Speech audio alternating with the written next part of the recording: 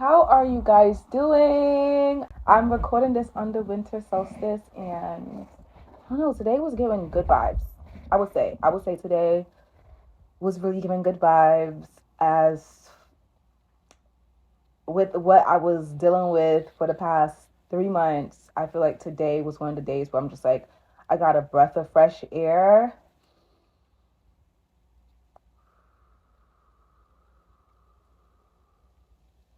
and I'm like feeling myself rise up from the ashes like the phoenix, the bad bitch I am. Yeah, just bear with me because this has been a season of undoing, regeneration. Speaking of that, Pluto's about to shift in a new sign, and I need y'all to stop sleeping on Pluto. Although it was considered a dwarf planet, and it was considered not a planet at all because it was tiny, just like Jamaica, look a bit, but we talawa. That is Pluto, okay? So whenever it shifts into like a new sign, it is really serious because it stays in the sign for generations. Like we are alive to experience something we have not experienced in our lifetime. So when we pay attention to these outer planets and they make any kind of shift or change, it's really important to be on top of that. Pluto's going into Aquarius, and if y'all know Aquarius, they give it up. So Aquarius is very innovative, very like this. It's all about individuality. It's all about the energy of Aquarius. Is all about owning your own unique self, just being yourself. Pluto, regeneration, and if you look at and change, transformation, and if you look at what aspect it's making, it's really about the collective going through this big shift together. And if you're paying attention to the current events, I like to use the celebrities as examples to like make astrology tangible in a sense, because I consider us all stars. We are made up of stardust. We're made up of the same things the universe made up. So definitely all stars. But when you have these people, celebrities, they're on a bigger platform where everybody can see them. It's easy to look at them with a magnifying glass and to make some kind of like critique, or you're able to actually tell how the stars are playing through them, how the astrology is playing through them. So I think it's fun, you know. You see a lot of changes is happening in that industry, and I always believe that when we're going through a shift, things must crumble. They have to. You can't just build on top of a whack foundation. If it's a whack foundation, if the foundation wasn't built in integrity, in honesty, it, and if it wasn't pure, if it wasn't genuine, you can't necessarily build on top of that. Shit has to crumble, you know, and it may not look the prettiest when it's crumbling, but I feel like that's just a necessary first step. Those of us who are, let's just say we're not trying to get into the entertainment field, right? But we are in the arts. We're creatives and we want to make a name for ourselves and we're forging our own path. I'm here to tell you this is our time. If it wasn't no other better time, this is our time. Do not allow what's happening out there to deter you. Do not allow what's happening in the film industry, in the entertainment industry, music industry to deter you from doing what you got to do. You have the power to create and forge your own path, especially with these transits that's going to be occurring in 2024. Okay, I'm here for it. Now, that's just a little preview, a brief astrology forecast, which I like to do from time to time. I consider myself an astrologist. I am an astrologist, and I do readings, personal one-on-one readings, life coaching, my mentoring. All of that information is going to be in the link of my bio. So if you want a session with your girl, come through. Come through. Okay, so let's get into the You know that ass. Sorry, y'all. Technical difficulties. Let's get into the topic of this video, please. Let me get comfortable because this is an uncomfortable topic, and I just felt called to talk about it because I just experienced something recently where I had a sort of breakthrough, but unfortunately, it came after I had to explode. Now, I'm a Cancer Mars, and if you are a Cancer Mars or a Cancer Sun, Cancer anything in your top three, it is not good for us to hold anything in. Most times we like to do that because we like to process stuff. We're a container. We contain stuff, right? Until it's the right moment, right? We don't know when. I really do feel like it's but so long for us to hold things in before we lose our minds. So I had an explode. I had a temporal mental incident recently with a family member of mine. And let me just not even say that. I had it with my mom, okay? It was my mom. It was with my mom. And I did not like the way it came out. But I knew in that moment as I was doing it that it needed to happen. I needed to express myself in that way. I needed to let her know how I was feeling, right? And I did apologize to her after, but I did realize that these are things that I was holding in for a very long time. And as much as I probably have been saying small things, I never really um, mentioned how deeply hurt I was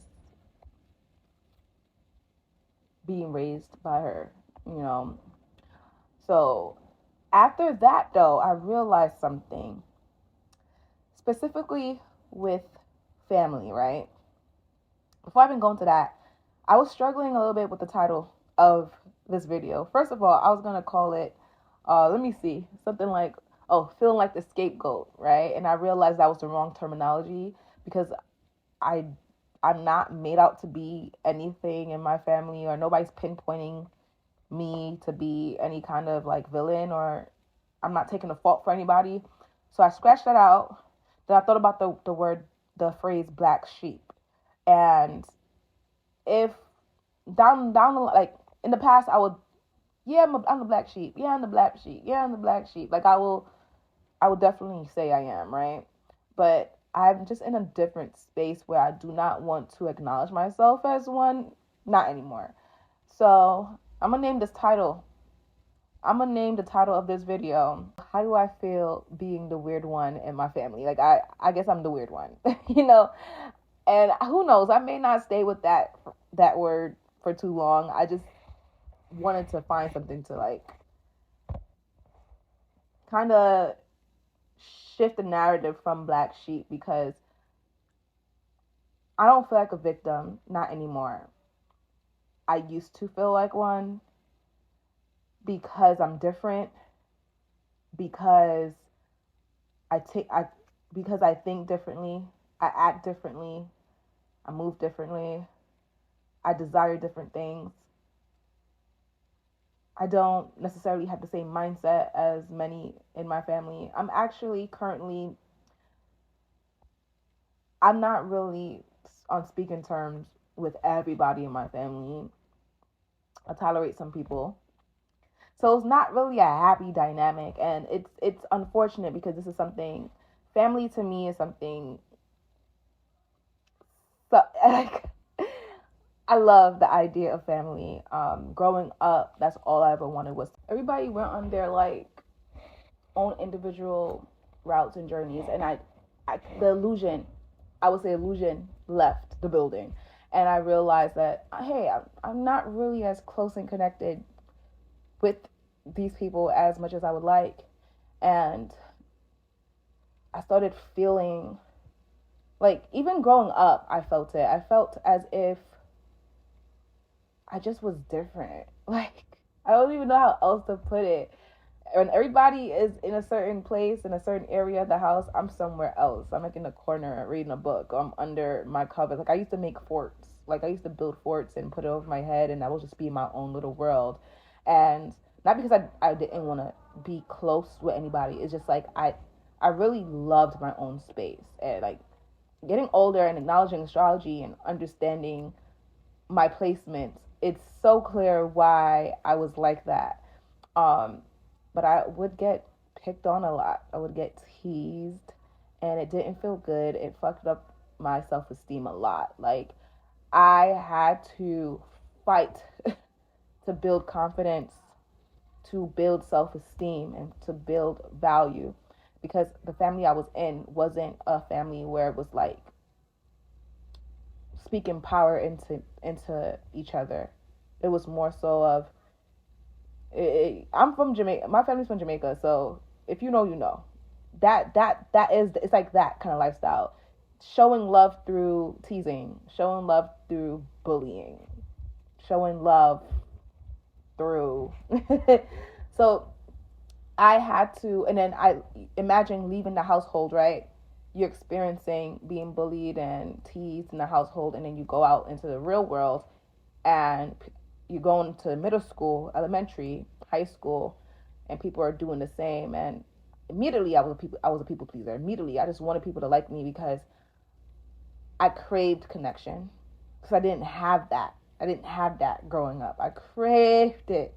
I craved it. I craved it. And I would look for love in the worst places, with through the worst people. People saw that. You know, people smell insecurity. They see it on you. It's not hidden. It's not something you can hide. Like, and people who don't, who aren't happy inside themselves, they will take advantage of that, and they will either project all the hate that they have in their heart onto you for them to feel better, and they will tease you and bully you too. And some people, because they know that you're a people pleaser, because they know that you have no sense of self-worth or value or self-esteem, they will they will literally try to get everything out of you, anything, because they know that you will do anything for them. They know that you ain't going nowhere because you have this desperate need of connection. So there are certain there are certain experiences I had like that, and I literally had to fight for my life. I I had to fight for my life, guys. I had to like literally push and advocate for myself, especially as a grown woman right now. I said enough was enough. If I'm gonna speak up, I'm gonna tell people. Like, even it wasn't until recently that I got better at doing that, because it, let me tell you, when something is that deep rooted and traumatic, it's so hard.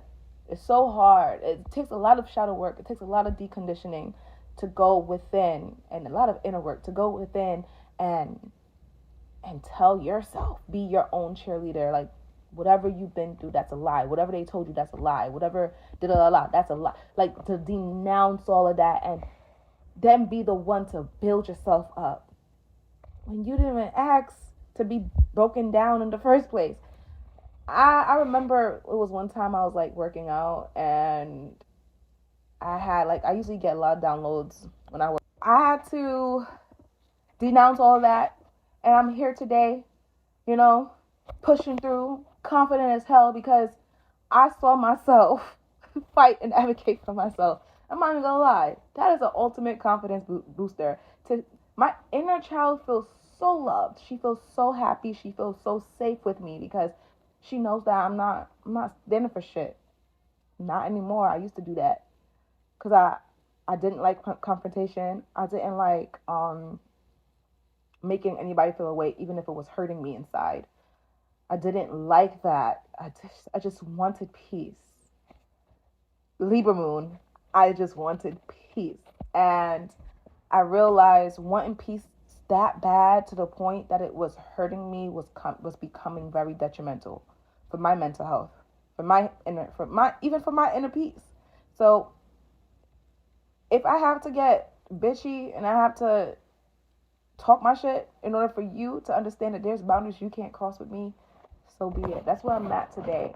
But it was rough. It was rough, and back to what I was saying, I was in the gym because I get like downloads in the gym, and I was just like, God, because I was just thinking about all this wisdom I have and just all these good traits. Like I like to big myself up. I like to empower myself. So I was telling myself all these great things that I accomplished and what I'm doing.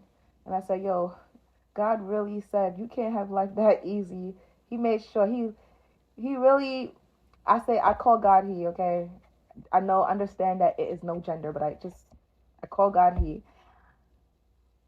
I was like he put me in a family that literally tore me apart in order for me to build myself up so I could learn self-trust. And that was me making light of the situation. That was me accepting it. That was when I started to accept, because for so long I felt like the victim. And that's why I don't want to call myself the black sheep. I don't want to call myself I probably won't even use this title weird. I might, knowing me, I might end up changing the title, and you guys will understand later. I don't want to call this the title weird. I don't want to give it no title. It was just an experience that I had, and we come down to making contracts, right? And choosing family members, choosing generations, choosing your your soul family, choosing when it comes down to choosing the family that you're being born into.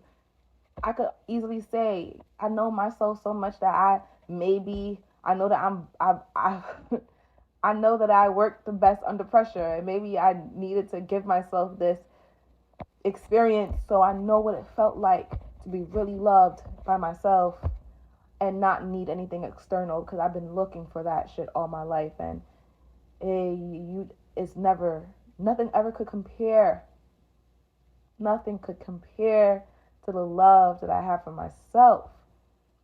Like, as far as romantically, I'm a lover girl, always will be, okay? And yeah, I have moments where I'm lonely, and I have moments where I want companionship because I'm single as fuck right now. And but still, I still give gratitude for this love that I could feel when nobody's there. The love that I could feel within myself when nobody is there to tell me, oh, you're beautiful, you're smart, you're talented. I could tell myself that and I feel amazing. So I really want to share this experience with you because I'm pretty sure there's many people out there that could relate. This is far from being a projector in human design, right? But if you're a projector and you can relate, you can relate. I really wanted to like just share my story, my truth with you all about my experience and how I've been just dealing with it up to this day. And I want to continue to do that. I want to continue to share more of my stories and my truth and my experience.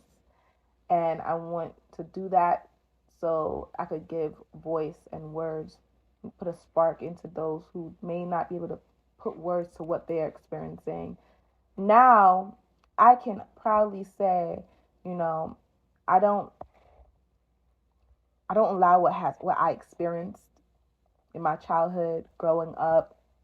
I don't allow it to affect me. If anything, I have exercised a thick ass boundary with a lot of people, especially in my family. I have exercised. There's some people I don't even talk to, and I don't mind. I have crossed the line of thinking like, oh, because we're blood, we have to be friends or we have to be connected. Nah, it's good. If anything, this experience that I have, it makes me yearn to create a family of my own. Like, I want a village. I actually want to get married into like a big family. I Whenever I see like movies or videos, like influencers videos, or like just any kind of imagery of big families, I just feel this warmth inside, this yearn, this desire to have that for myself. I want that so bad, and I know one day I will be blessed with that. Until then, I'm gonna continue to do the inner work. I'm gonna continue to do what I gotta do to get where I need to get to attract my soulmate so we could create a new storyline so my children don't have to experience what I experienced growing up. I'm gonna cut this short because I have to go. I have 5 minutes for that live, and I just want to sit with myself before I do it. You guys, I hope that although this was brief, I hope that what I have shared it validated you guys in some kind of way. And I can't wait to share more stories with you guys, more happier ones. Feel free to comment, like, and share. My loves, I can't wait to see you in the next video. Mwah.